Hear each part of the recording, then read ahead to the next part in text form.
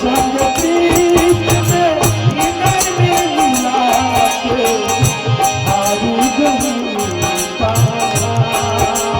ओ हारी गई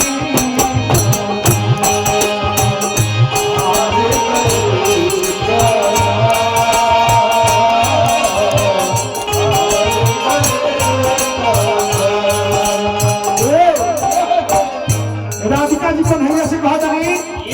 कि तारा से हम प्रेम करी आ तू हमरा के आधा रास्ता में छोड़ के जाता रह। क्यों छलिया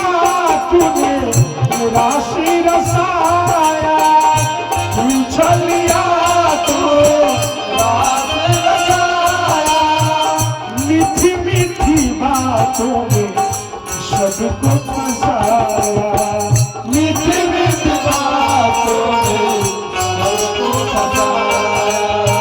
राधिका जी कहते हैं कि सबसे प्रेम करके गोखलावासी से, और आज कहते हैं कि हम छोड़ करके जा रहे हैं। क्यों छलिया तूने राशि रसाया, मीठी मीठी बातों में सबको फंसाया, मीठी मीठी बातों में सबको फंसाया, मीठी मीठी बातों में सबको फंसाया। तुम संग प्रीत में नैन मिला के, बाकी जब केहू से प्रेम हो जाला तो उन्हें देखी कि गोर बाकी करिया बा,